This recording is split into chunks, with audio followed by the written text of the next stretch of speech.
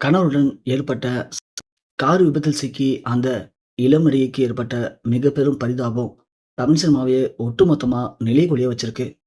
தமிழ் சினிமாவுடைய மிக முக்கியமான இளம் நடிகையில ஒருத்தவங்க நம்ம வரலட்சுமி சரத்குமார் அவர்கள். சரத்குமார் அப்படின்னாலே நம்ம எல்லாருக்கும் டக்குன்னு ஞாபகத்துக்கு வருது சூரியவம்சம் திரைப்படம் தான். ஏன்னா சூரியவம்சம் திரைப்படம் எல்லாருடைய வாழ்விலும் எல்லாருமே பண்ணக்கூடிய சில கஷ்டப்படக்கூடிய விஷயங்களை இப்படிதான் சாதிக்கணும் அப்படின்னு எல்லாருக்கும் ஒரு முன்னோடியா அந்த படத்துல நடிச்சு காட்டினவரு சரத்குமார். அதுவும் குறிப்பா தமிழ் சினிமால வில்லனா அறிமுகமாகி, அதன் பிறகு கொஞ்சம் கொஞ்சமா தனது திறமை நிரூபிச்சு தான் ஹீரோவா மாறினாரு. அதே மாரி தான் சூரியவம்சம் திரைப்படமும். ஒண்ணுத்துக்கும் உதவாம இருக்கக்கூடியவன் கூட, ஒரு பொண்ணு அவருடைய வாழ்க்கையில வந்தா சில மாற்றங்கள ஏற்படுத்துவா. அந்த மாற்றம் அவன என்ன வேணாலும் பண்ண வைக்கும் அப்படிங்கிற மாரி அந்த படத்துல அவரு நடிச்சிருப்பாரு. அவருடைய மூத்த மகள் தான் வரலட்சுமி. சரத்குமார் முதல்ல சாயா சிங் அப்படி ஒருத்தவங்கள காதலிச்சு திருமணம் பண்ணிக்கிட்டாரு. அவங்களுடைய திருமண வாழ்க்கையில தான் அவங்களுக்கு வரலட்சுமி அப்படிங்கிற ஒரு பெண் குழந்தையும் பொறந்தது. அதன் பிறகு சாயா சிங்குக்கும் சரத்குமாருக்கும் இடையில நெறைய கருத்து வேறுபாடு. அதனால 2 பேருமே பிரிஞ்சுட்டாங்க. அதன் பிறகு சரத்குமாருக்கு நடிகை ராதிகாவுடன் நட்பு ஏற்பட்டு 2 பேரும் காதலிச்சு திருமணமும் பண்ணிக்கிட்டாங்க. சரத்குமாருக்கு எப்படி முன்னாடியே விவாகரத்து ஆனதோ, அதே மாரி நடிகை ராதிகாவும் அதுக்கு முன்னாடியே திருமணமாகி, அவங்களுக்கும் சில கருத்து வேறுபாட்டால விவாகரத்து வாங்கிட்டு தான் இவங்க 2 பேரும் திருமணம் பண்ணிக்கிட்டாங்க. வரலட்சுமி தனது அம்மா கூட என்னதான் வளர்ந்திருந்தாலும், சரத்குமார் கூடயும் நெருங்கி பழகி வந்திருக்காங்க. வரலட்சுமிக்கும் தன் அப்பா மாரி சினிமால நடிக்கணும் அப்படிங்கிறது பேராசை. அப்படிதான் தமிழ்ல "போடா போடி" அப்படிங்கிற திரைப்படத்தின் மூலமா நடிகையாவும் அறிமுகமானாங்க.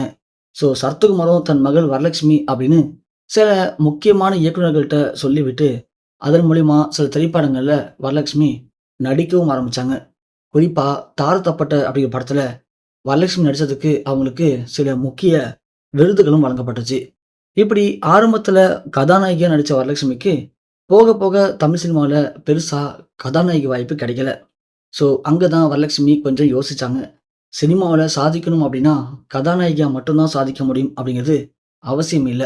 ஸோ சினிமால சாதிக்கிறதுக்கு எந்த கதாபாத்திரம் குடுத்தாலும், அதுல திறமையா நடிப்பு வெளிப்படுத்தினா போதும் அப்படின்னு, கொஞ்சம் வித்தியாசமா யோசிச்ச வரலட்சுமி, அதன் பிறகு படங்கள்ல வித்தியாசமான கதைகள சூஸ் பண்ண ஆரம்பிச்சாங்க.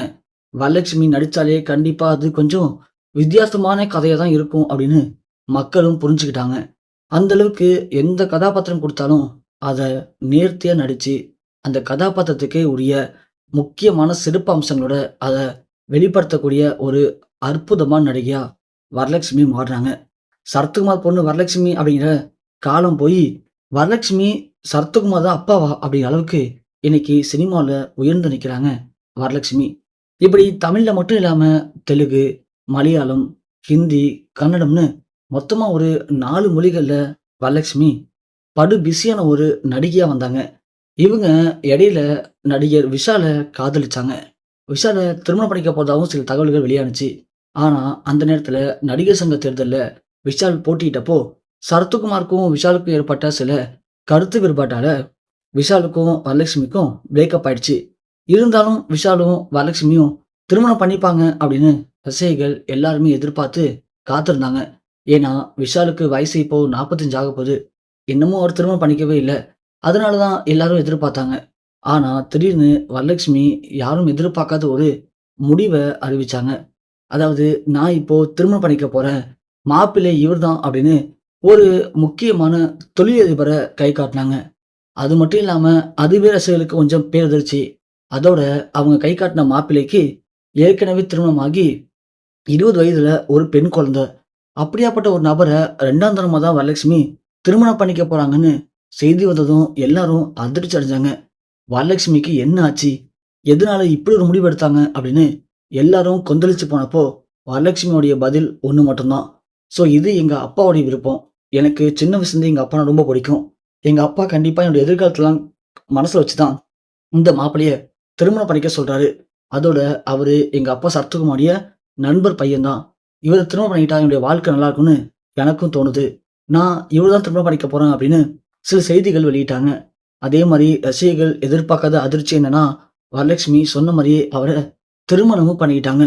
2ஆம் தரமா வரலட்சுமி திருமணம் பண்ணிட்டது தமிழ் சினிமால எல்லாருக்கும் பேரதிர்ச்சி ஏற்பட்டுருந்துச்சு. அதே மாரி இவங்களுடைய திருமணத்துக்கு பிறகு வரலட்சுமி எந்த படங்கள்லயும் நடிக்கவும் இல்ல. ஸோ தொடர்ந்து அவங்களுக்கு சில பட வாய்ப்புகள் வந்தாலும், எல்லா பட வாய்ப்பையும் தவிர்த்துட்டாங்க வரலட்சுமி. தவிர்த்துட்டு தன்னுடைய கணவர் கூட சேர்ந்து நேரா கிளம்பி வெளிநாடுகளுக்கு ஹனிமூன் போறதா சொல்லி கிளம்புனவங்க தான். இதுவரைக்கும் ரிட்டர்ன் இந்தியாவுக்கே வரலையாம். ஸோ லண்டன், அமெரிக்கா, சிங்கப்பூர்ன்னு அவங்களுடைய ஹனிமூன கொண்டாடி முடிச்சுட்டு, அவருடைய கணவருக்கு ஆல்ரெடி வெளிநாடுகள்ல நெறைய பிசினஸ் இருக்காம். ஸோ அந்த பிசினஸ்லாம் வரலட்சுமி கூடவே இருந்து பார்த்துக்கிட்டு அங்கவே செட்டிலும் ஆகிட்டாங்க. ரீசென்ட்டா கூட நடிகை ராதிகாவுடைய அம்மா இறப்புக்கு கூட நம்ப வரலட்சுமியும், அவங்களுடைய கணவரும் தமிழ்நாட்டுக்கு வரவே இல்ல. அதுவே வரலட்சுமிக்கும் ராதிகாவுக்கும் இடையில நெறைய மனப்போராட்டத்த ஏற்படுத்துனுச்சு. அது கொஞ்சம் சண்டையாவும் மாறுனுச்சு. இருந்தாலும் எத பத்தியும் கவலைப்படாம வரலட்சுமி, "இதுக்கு மேல நான் என்னுடைய வாழ்க்கைய எனக்கு புடிச்ச மாரி நான் வாழப்போறேன்" அப்படின்னு வரலட்சுமி ஒரு தீர்மானத்தோட இருக்காங்க. இப்படி வரலட்சுமியும், அவங்களுடைய கணவரும் வெளிநாடுகள்ல எந்த பிரச்சனையும் இல்லாம ரொம்ப சந்தோஷமான அவங்களுடைய வாழ்க்கைய வாழ்ந்து வராங்க. இதுக்கிடையில இவங்க குழந்தை பெத்துக்கலாம் அப்படின்னு ஆசையும் பட்டுருக்காங்க. ஆனா, வரலட்சுமியால குழந்தை பெத்துக்க முடியாம இருந்திருக்கு. ஸோ 2 பேரும் மருத்துவமனையில செக் பண்ணும்போது தான், வரலட்சுமி உடல்நிலை ரொம்ப வீக்கா இருக்கு அப்படின்னும், அதன் காரணமா அவங்களால குழந்தை பெத்துக்க முடியாது. இவங்களுடைய ஆரம்ப காலகட்டத்தில இவங்க பயன்படுத்தின நெறைய கருத்தடை மாத்திரையின் காரணமா, இவங்க உடல்நிலை ரொம்ப வீக் ஆயிடுச்சு அப்படின்னு மருத்துவர்கள் சில அதிர்ச்சி தகவல பகிர்ந்திருக்காங்க. இது வரலட்சுமிக்கும், அவருடைய கணவருக்கும் பயங்கர அதிர்ச்சியை ஏற்படுத்தியிருக்கு. இதுல வரலட்சுமிக்கும், அவருடைய கணவருக்கும் சின்னதா சண்டையும் ஏற்பட்டிருக்கு.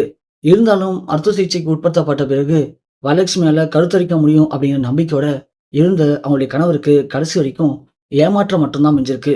ஸோ ஒரு கட்டத்துக்கு மேல இவங்களால இனிமே குழந்தையே பெத்துக்க முடியாது அப்படிங்கிற செய்தி கேட்டு, வரலட்சுமி கணவர் வரலட்சுமி கிட்ட பயங்கரமா சண்டை போட்டிருக்காரு. ஒரு கட்டத்துக்கு மேல இவங்களுடைய சண்டை அப்படிங்கிறது ஒரு அளவு தாண்டி போயி 2 பேரும் கடந்த 1 மாதமா சரியா பேசிக்காம ஒரே ரூம்ல தங்கிட்டு இருக்காங்க. ஸோ இதுக்கு மேல என்னால இங்க இருக்க முடியாது. நான் எங்க அம்மா வீட்டுக்கே போறேன். தமிழ்நாட்டுக்கு போப்போறேன் அப்படின்னு வரலட்சுமி தன்னுடைய கணவர்கிட்ட சண்டை போட்டுட்டு கிளம்பியிருக்காங்க.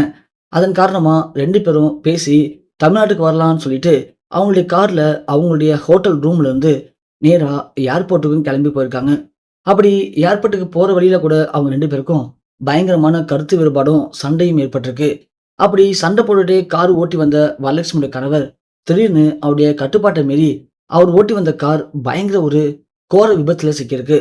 விபத்தில் சிக்கினதுல 2 பேருக்குமே பலத்த காயம் ஏற்பட்டு, மிக மிக ஒரு மோசமான நிலைமையில தான் அங்கேருந்து மீட்டெடுக்கப்பட்டு மருத்துவமனையிலும் அனுமதிக்கப்பட்டிருக்காங்க. 2 பேருக்குமே தலையிலயும், உடம்புல இருக்கக்கூடிய முக்கியமான இடங்கள்லயும் அதிகமான அளவுக்கு காயம் ஏற்பட்டு, ரத்தம் சிந்துற அளவுக்கு மருத்துவமனையில அனுமதிக்கப்பட்ட அவங்களுக்கு, சிகிச்சைகள் அளிச்சுமே சிகிச்சை பலனின்றி அவங்க 2 பேருக்கும் ஏற்பட்டிருக்க மிக பெரும் பரிதாபம், ஒட்டுமொத்த தமிழ் சினிமாவையுமே உச்சக்கட்ட கண்ணீர்லயும், சோகத்திலயும் மூழ்க வச்சிருக்கு.